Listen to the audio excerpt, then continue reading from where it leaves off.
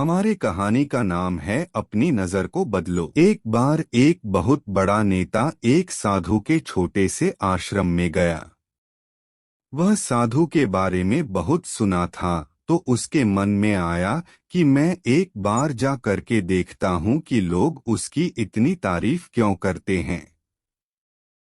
जब वह उस आश्रम में गया तो वहां पर एक छोटा सा कमरा था जहां पर एक कालीन बिछा हुआ था। वहां पर कुछ लोग नीचे बैठे हुए थे और साधु जी सामने बैठे हुए थे। कुछ सवाल जवाब चल रहा था। वह नेता उस आश्रम में आया और उस नेता के साथ में 4 बॉडीगार्ड भी थे और उसकी यह आदत थी कि जहां पर भी वह जाता था लोग अपनी जगह से खड़े हो जाते थे और उसकी तरफ देखते थे, हाथ जोड़ते थे और सर झुकाते थे।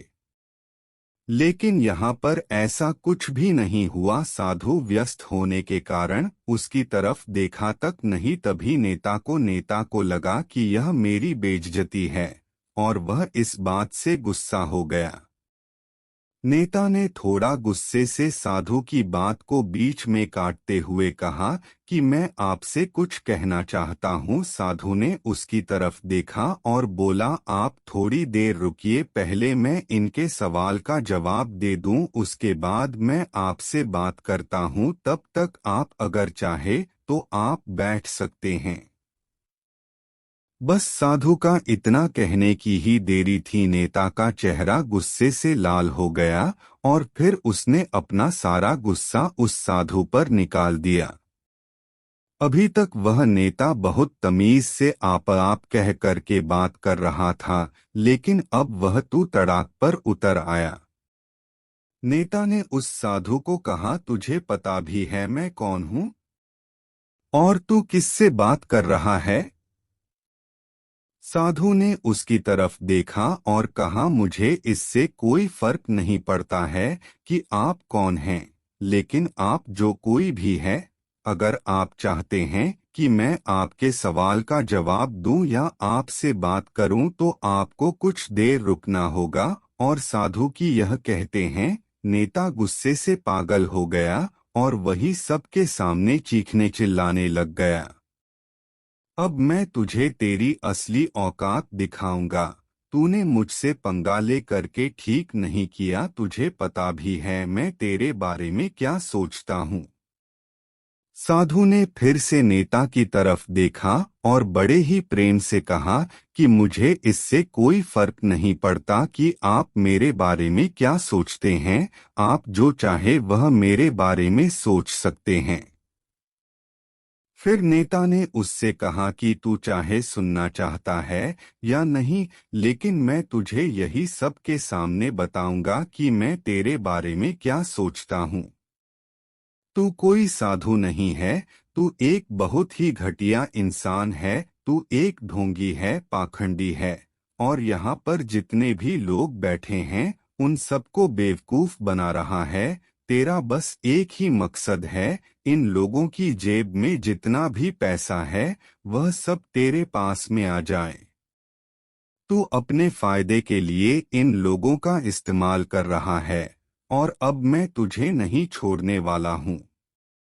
पूरी दुनिया के सामने तेरा पर्दाफाश करके रहूंगा। लेकिन उसके इतना बोलने के बाद भी हल्की सी मुस्कान उस साधु के चेहरे पर बनी ही रही। यह देखकर वह और भी तिलमिला गया और उसने कहा, अब बहुत हो गया। अब मैं यहाँ 1 मिनट भी नहीं रुकने वाला, लेकिन अभी भी तेरे पास मौका है। अगर मुझसे माफी मांगनी है या मुझसे कुछ कहना है तो कह सकते हो।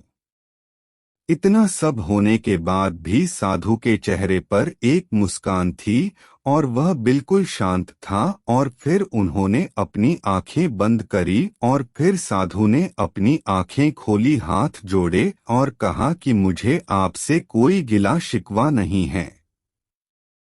आपके लिए मेरे मन में कोई भी गलत ख्याल नहीं है। जो भी मेरे बारे में आपने कहा वह आपकी अपनी सोच थी, तो मुझे आप में कोई भी बुराई नजर नहीं आती है। मुझे आप बहुत ही भले इंसान लग रहे हैं। और साधु के इतना कहते ही नेताजी का दिमाग 7वें आसमान पर पहुंच गया।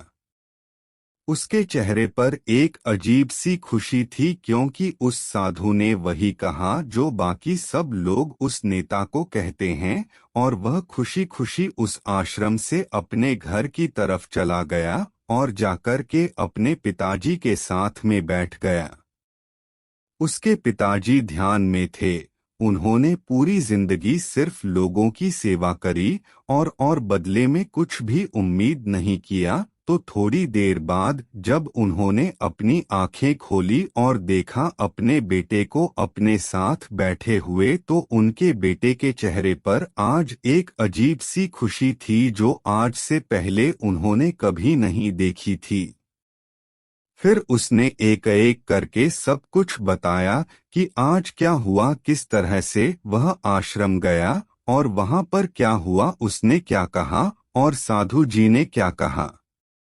जब उसके पिताजी ने पूरी बात सुनी तो थोड़ा सा मुस्कुराए और अपने बेटे को देख करके बोले कि उन्होंने तुम्हारी तारीफ नहीं करी, क्योंकि उन्होंने वह नहीं कहा कि जो तुम हो, उन्होंने वह कहा कि जो वह खुद है।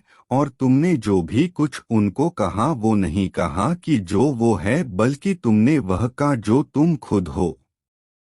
यही बात वेदों में भी कही गई है, यथा दृष्टि तथा सृष्टि। यह दुनिया तुम्हें वैसी नहीं दिखती जैसी यह दुनिया है, यह दुनिया वैसी दिखती है तुम्हें जैसे तुम खुद हो। जिसकी नज़र जैसी है उसके लिए यह दुनिया वैसी ही